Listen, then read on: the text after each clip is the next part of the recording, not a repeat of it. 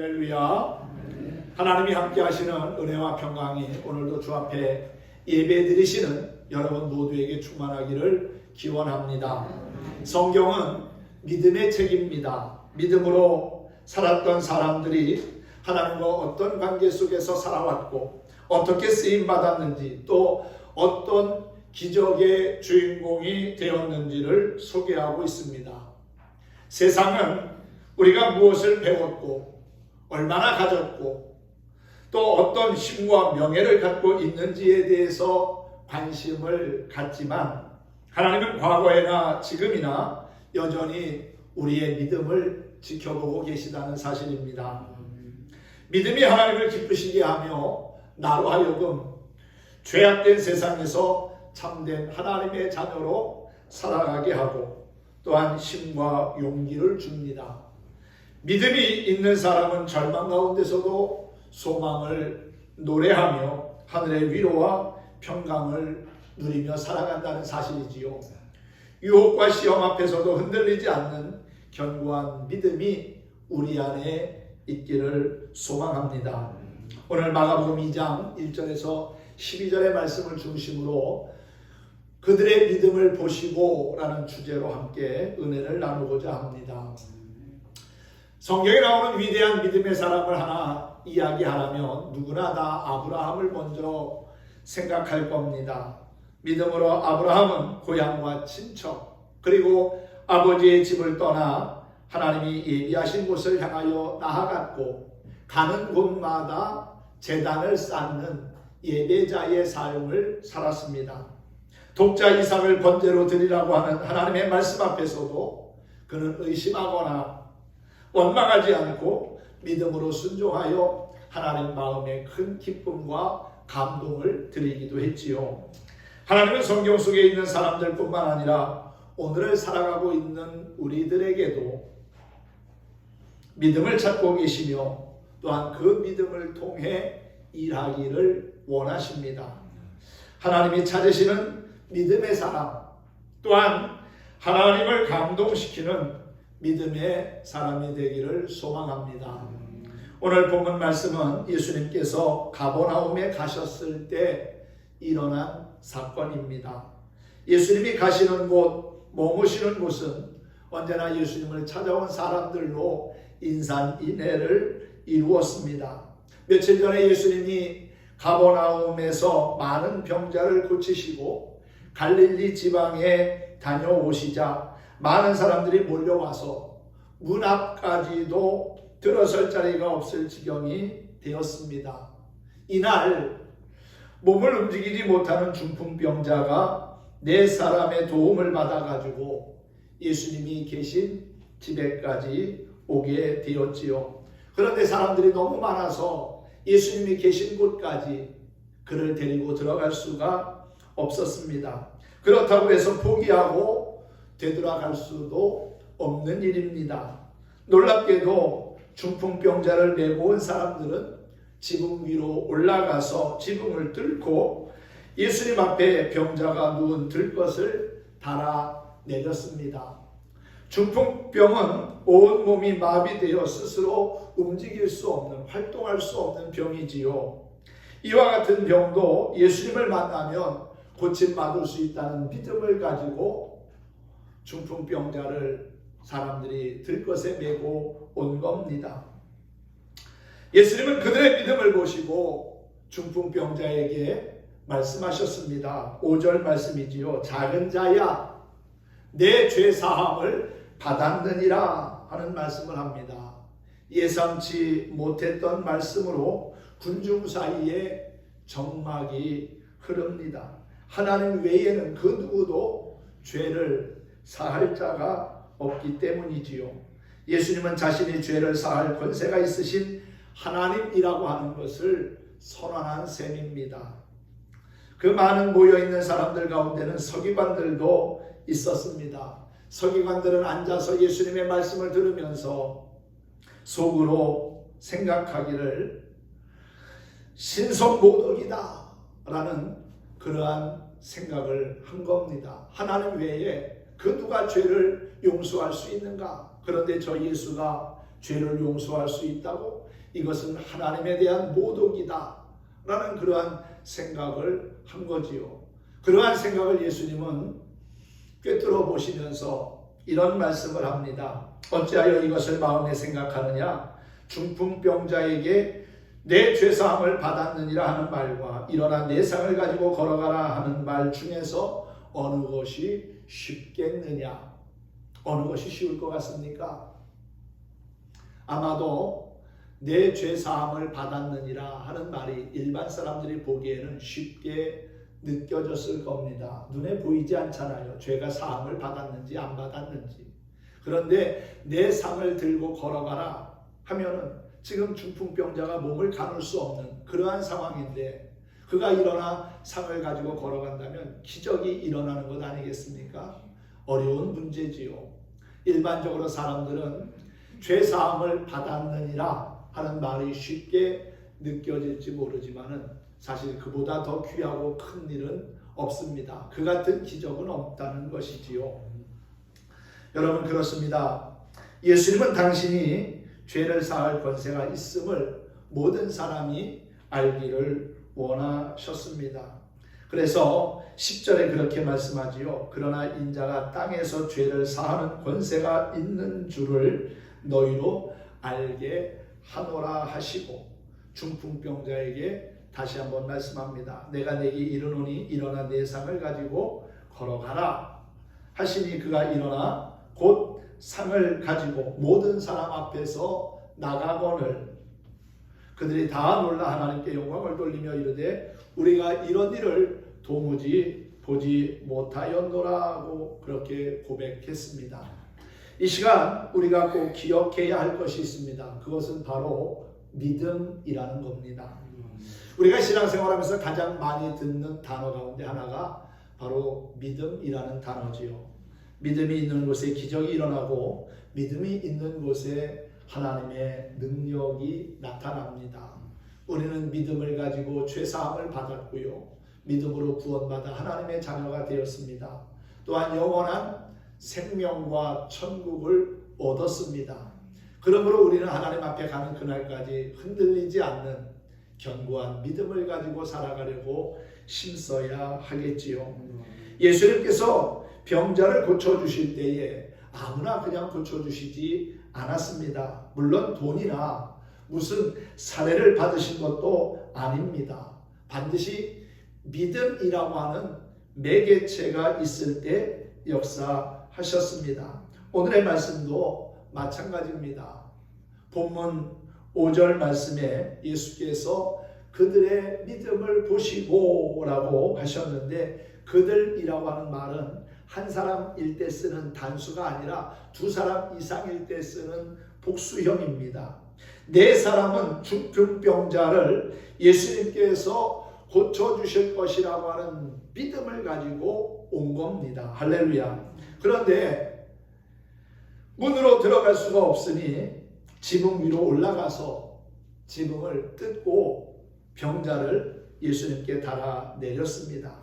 그들의 믿음과 사랑의 수고를 예수님은 물끄러미 지켜보셨다는 것이지요. 여기서 우리가 주목할 것은 꼭 본인의 믿음이 아니더라도 주변의 가족이나 다른 사람의 간절한 믿음으로도 고침을 받을 수 있다는 것이지요. 마태복음 8장 5절 이하의 말씀을 보면은 그 사건도 가버나움에서 일어난 사건인데 한 백부장이 예수님께 나와 간구합니다. 자신의 하인이 중풍병으로 집에 누워서 몹시 괴로워한다는 것이었지요. 예수님은 그의 말을 듣고 친절하게 내가 가서 고쳐주겠다고 말씀합니다. 그러자 백부장이 주여 내 집에 들어오심을 내가 감당하지 못하겠사오니 다만 말씀으로만 하옵소서. 그러면 내 하인이 나을 것입니다 라는 그러한 고백을 합니다.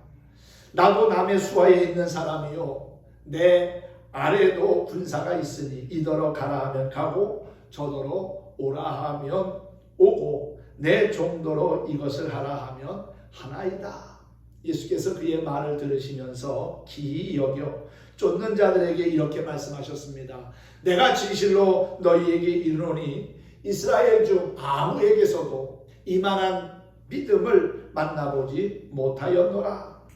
그러면서 예수님이 백부장에게 그렇게 말씀하지요. 가라, 내 믿음대로 될지어다 하시니 그 시로 그의 하인이 나았다고 했습니다. 사랑하는 성도 여러분, 그렇습니다. 믿음을 가지고 있을 때 하나님이 우리의 삶을 통한 선한 역사를 이루십니다.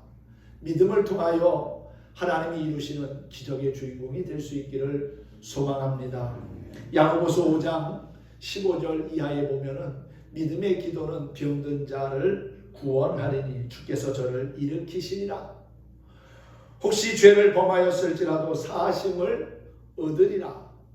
이러므로 너희 죄를 서로 고하며 병 낫기를 위하여 서로 기도하라. 의인의 간구는 역사하는 힘이 있느니라 그랬습니다. 그렇습니다. 믿음의 기도에 하나님이 반응하시고요. 의인의 간구함에 하나님의 선한 역사가 온다는 것입니다. 그러므로 우리가 늘 하나님을 신뢰하고 온전한 믿음을 가지고 주 앞에 더 가까이 나아가기를 소망합니다. 그러면 주님은 그들의 어떤 믿음을 보신 걸까요? 합심하는 믿음을 보셨습니다. 중풍병자를 들것에 메고 온 네 사람의 마음은 하나가 되어 움직였습니다. 예수님께 가서 병든 친구를 고쳐보겠다고 하는 믿음으로 네 사람은 하나가 되었다는 것이지요. 들것을 들고 갈 때도 손과 발이 맞아야 합니다. 예수님이 계신 집에까지 왔지만은 사람들이 너무 많아가지고 그 문으로 들어갈 수가 없었습니다. 그런데 네 사람 중 어느 하나도 포기하자고, 돌아가자고, 나중에 다시 오자고 말한 사람이 없었습니다. 또한 지붕 위로 올라가자고 누군가 의견을 내놨을 때에도 도저히 불가능한 일이라고 반대한 사람도 없었습니다. 지붕을 뚫고 들것을 달아내릴 때에도 네 사람의 마음은 하나가 되었다는 것입니다. 마음이 하나됨을 이루는 것, 즉 합심한다는 것이 이렇게 중요합니다. 합심하면은요, 더 큰 시너지 효과를 보게 됩니다.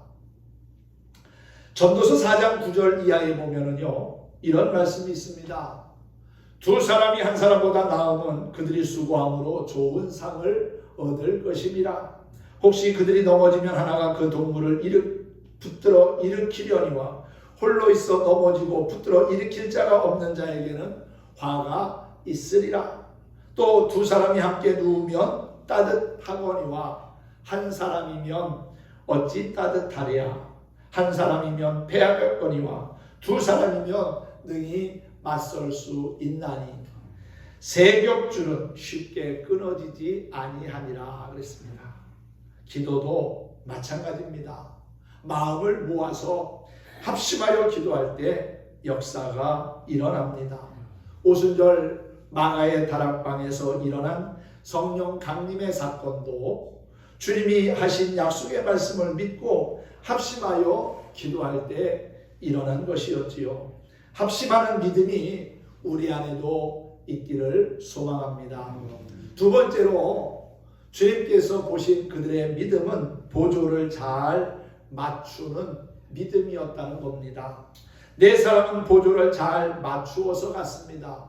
모든 일에 다른 사람과 보조를 맞추어야 합니다. 나만 잘한다고 앞서가서도 안 됩니다. 잘하는 사람은 못하는 사람을 이끌어주고 못하는 사람은 잘하는 사람을 따라가도록 노력해야 된다는 것이지요. 사무엘상 6장에는 하나님의 법궤를 수레에 싣고 벳세메스를 향하여 가는 두 암소의 이야기가 소개되고 있습니다. 젖 먹는 어린 송아지의 울음소리를 뒤로 한 채 돌아서지 않고 벳세메스를 향하여 보조를 맞추며 나아가는 암소의 모습은 우리의 신앙 역시 믿음의 보조를 잘 맞추며 살아가야 한다는 것을 깨닫게 하지요. 마찬가지로 교회는 상호 유기적인 협력과 보조가 맞아야 합니다. 혼자만 잘한다고 독불장군식으로 해서도 안 되고, 또 못한다고 해서 아예 시도하지도 않고 포기해서는 안 됩니다. 서로가 보조하고 협력하여 잘 맞추어 나갈 때 하나님이 기뻐하시는 믿음의 역사를 이루게 될 줄로 믿습니다. 주님 안에서 믿음의 보조를 잘 맞춰가는 우리 모두가 되기를 간구합니다. 세 번째는 장애물을 극복하는 믿음을 보셨습니다. 우리가 살아가는 인생에는 여러 가지 삶의 장애물이 있습니다. 사람의 장애물도 있고요, 물질의 장애물도 있습니다. 또 때로는 질병이 우리의 삶의 장애물일 때도 있고요, 또한 불신앙, 의심, 이런 것들이 하나님 앞에 나아가지 못하게 하는 장애물이 되기도 합니다. 장애물 앞에서 낙심치 않고 극복하려고 힘쓰는 자가 되어야 할 것입니다. 네 사람이 중풍병으로 움직이지 못하는 친구를 들것에 메고 힘든 길을 왔지만 예수님 앞에 나아갈 수가 없었습니다. 수많은 사람들이 예수님의 말씀을 듣겠다고 조금도 양보해 주거나 비켜주는 이가 없었다는 것이지요. 그들에게는 홍해의 기적이 일어나지 않았습니다. 차를 가지고 운전하다 보면은 갑자기 뒤에서 앰뷸런스 소리가 막 들릴 때가 있지요. 그럴 때 앞에 있는 차들이 양옆으로 비껴줍니다. 그러면 그 비껴진 사이로 그 구급차가 빠르게 지나가는 것을 보게 되지요. 그런데 오늘 본문에는 그러한 모세의 기적이 일어나지 않았습니다. 그래도 적어도 아픈 사람이 오는데, 그것도 뭐 혼자 온 게 아니라 들것에 실려가지고 오면은 좀 양보해주고 자리를 터주면 얼마나 좋습니까? 그런데 그들은 틈을 주지 않았다는 거지요. 그 들것을 가지고 예수님께 나아갈 수 있는 길을 열어주지 않았습니다. 그래서 이 네 사람은 그 중풍병자의 들것을 들고 힘들고 어렵게 지붕까지 올라가서 지붕을 뜯어내고 그 밑으로 병든 사람을 내려놓게 된 겁니다. 어떻게 보면은 이 중풍병자를 메고 온 사람에게 있어서 장애물은 주님을 보려고 하는 사람들, 그 이기적인 사람들이 장애물일 수 있었겠지요. 오늘날 교회에서도 이와 같은 현상을 종종 볼 수 있습니다. 자기만이 은혜를 받겠다고, 자기만이 천국을 가겠다고 교회 문을 가로막는 이들이 있습니다. 내가 장애물이 되면 안 됩니다. 다른 사람이 구원을 받는데 지장이 되어서는 결코 안 된다는 거지요. 여러분은 절대로 교회에 장애물이 되지 않기를 바랍니다. 하나님의 영광을 가리우고 주님의 몸된 교회를 욕되게 하는 사람이 되지 말아야 할 것입니다. 네 번째로 주님이 그들을 통해서 보신 믿음은 끝까지 포기하지 않는 믿음이었습니다. 여러분, 우리의 신앙생활은요, 10년, 20년 하고 그만두는 게 아닙니다. 주님 앞에 가는 그날까지 끝까지 하는 겁니다. 믿음의 선한 싸움을 싸우며 달려갈 길을 끝까지 잘 달려가야 하나님이 예비하신 상급과 면류관을 받습니다.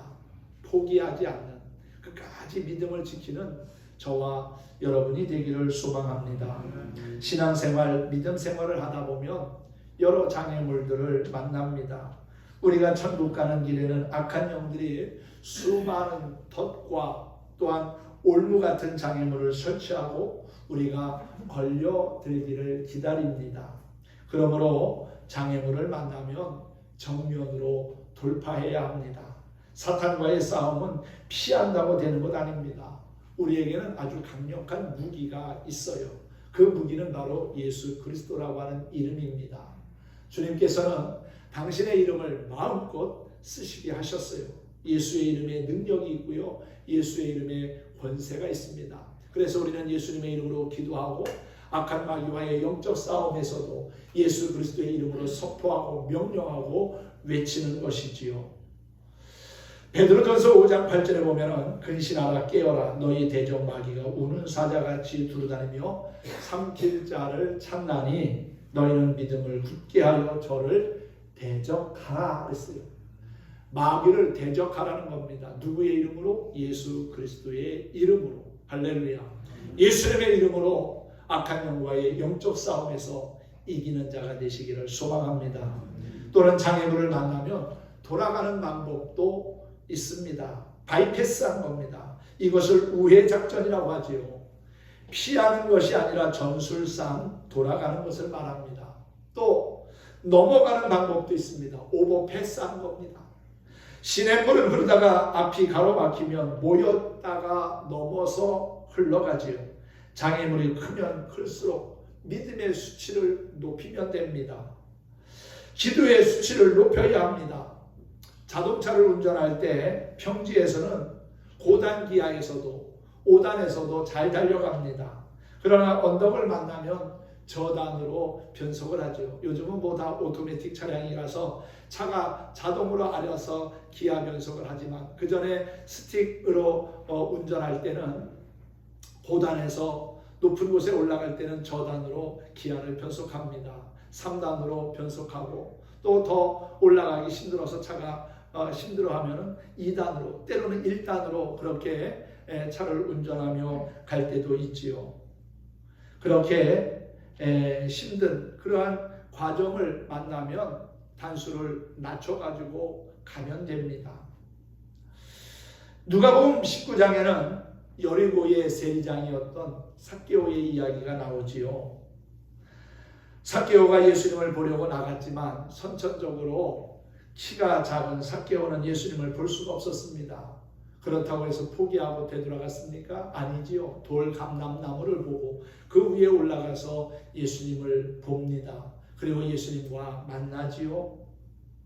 그 열정, 그 믿음을 보시고 예수님은 삭개오를 부릅니다. 삭개오야, 속히 내려오라. 내가 오늘 네 집에 가서 유하여야 하겠다. 그가 내려와 자신의 집으로 예수님을 영접합니다. 그리고 자기가 지금까지 살아왔던 삶을 이야기하면서 남의 것을 빼앗은 것이 있으면 2배로 갚겠고 토색한 것이 있으면 4배로 갚겠다는 말을 합니다. 예수님은 그의 고백을 들으면서 오늘 구원이 이 집에 이르렀으니 이 사람도 아브라함의 자손이로다 라고 축복의 말씀을 하시지요. 오늘 본문의 4사람은 바로 이 방법을 선택했습니다. 그들은 문으로 정상적인 방법으로는 예수님 앞에까지 들어갈 수 없게 되자 지붕 위로 올라간 겁니다. 힘들지만은 어려운 일이지만은 그렇게 해서라도 예수님을 통하여 구원함을 얻게 한 것이지요. 기아를 5단에서 4단으로 4단에서 3단으로 변속하면은 더 큰 힘을 받게 됩니다. 마찬가지로 삶의 어려운 상황에서 문제가 만났다고 포기하면 안 됩니다. 때로는 좀 힘들어도 어려운 상황일지라도 그 상황 속에서 최선을 다하다 보면 하나님의 선한 역사가 함께하고 성령의 도우심을 경험하게 될 거라고 믿습니다. 이 4사람은 지붕 위로 올라갔습니다. 올라가는 신앙이 우리의 신앙이었으면 합니다.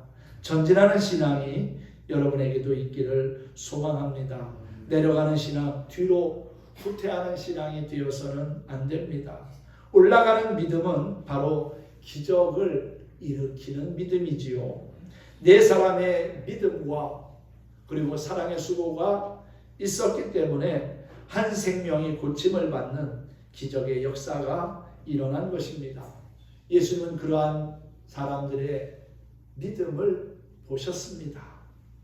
아픈 친구의 상을 메고 온 4사람의 믿음과 더불어서 그 상에 누워있는 중풍병자의 순수한 믿음을 보신 거지요. 사실 중풍병자가 부끄럽다고 내가 아픈 것을 드러내기 싫다고 안 가겠다고 한다면 아마 오지 못했을 겁니다.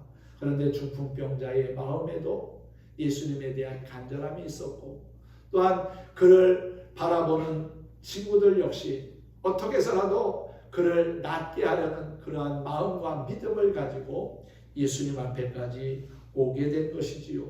그 믿음을 주님은 물끄러미 지켜보셨고 그들의 믿음을 주님은 귀하게 여기시고 그로 하여금 죄사함의 은총과 더불어 건강을 회복하게 하는 기적을 보게 하신 거지요. 사실 중풍병자는 수족을 쓸 수 없어서 마냥 누워서 죽음을 기다려야 하는 사람이었습니다. 사람들은 흔히 자기 육체가 허물어지면 자기의 마음까지도 허물고 맙니다. 즉 절망한다는 거지요. 그러나 중풍병자는 절망의 장애물을 딛고 믿음 있는 친구들의 도움을 받으며 있는 모습 그대로 주님 앞에 왔습니다. 그들의 믿음을 보시고 주님은 육체의 질병뿐만 아니라 죄사함의 은총, 즉 영혼의 구원까지 받게 하셨다는 사실이지요.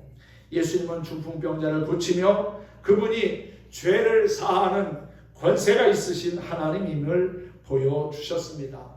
다른 사람의 도움을 받아 그분 앞에 왔던 중풍병자는 그 자리에서 일어난 자기의 침상을 챙겨 모든 사람들 보는 앞에서 걸어나갔다고 말씀하고 있지요. 오늘 12절은 이렇게 끝을 맺고 있습니다. 그가 일어나 곧 상을 가지고 모든 사람 앞에서 나가거늘 그들이 다 놀라 하나님께 영광을 돌리며 이르되 우리가 이런 일을 도무지 보지 못하였다 하더라 그랬습니다. 그렇습니다. 놀라운 기적의 현장에서 사람들은 하나님께 영광을 돌렸습니다. 믿음은 절망 중에 있는 자를 일으켜 기적의 주인공이 되게 하고 그리고 하나님의 영광을 드러내게 합니다. 사랑하는 성도 여러분, 오늘 예수님이 이 중풍병자와 네 사람을 통해서 보신 그 믿음, 합심하는 믿음, 보조를 맞추는 믿음, 장애물을 극복하는 믿음, 끝까지 포기하지 않는 그러한 믿음을 보셨는데 이와 같은 믿음이 오늘 예배를 드리는 우리에게도 있기를 소망합니다. 이와 같은 믿음의 역사가 여러분의 삶과 가정에도 일어나기를 간절히 축원합니다. 오늘도 함께 찬양하면서 말씀을 마치도록 하겠습니다. 예수 안에 생명 있네라고 하는 찬양을 같이 불러보겠습니다. 죄인들을 위하여 예수님 찾아오셨습니다. 주님 안에 생명이 있습니다. 주님 안에 구원이 있습니다. 그리고 주님 안에 기적의 역사가 있습니다. 믿음을 가지고 주님 앞에 나아가고자 하는 그러한 마음을 가지고 함께 찬양해 보도록 하겠습니다.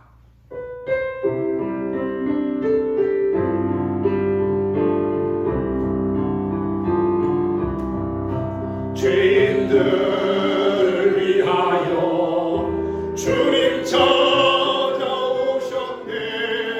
주 안에 생명이 있네. 죄인들을 위하여 주님 찾아왔으나 사람들 영접하네. 예수 안에 생명 있네. 주님이 빛이 되시네.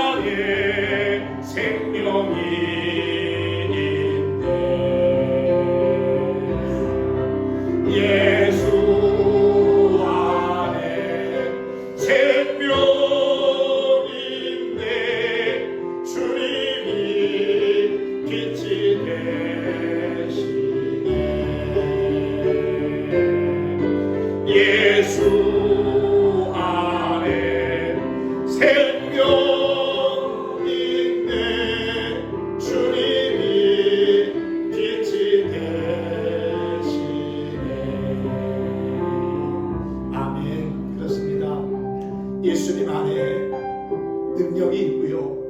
예수님 안에 치유의 역사가 있습니다. 의심하지 아니하고 믿음을 가지고 주님 앞에 나아가면 주님께서 우리의 삶의 문제를 해결하십니다. 문제는 답을 모르기 때문에 어렵다고 했지요. 하지만 우리 인생의 모든 답을 가지고 계신 그 예수님 앞에 믿음을 가지고 나아가면 주님은 우리의 믿음을 보시고 우리의 삶의 문제를 해결해 주실 겁니다. 나를 고쳐주실 겁니다.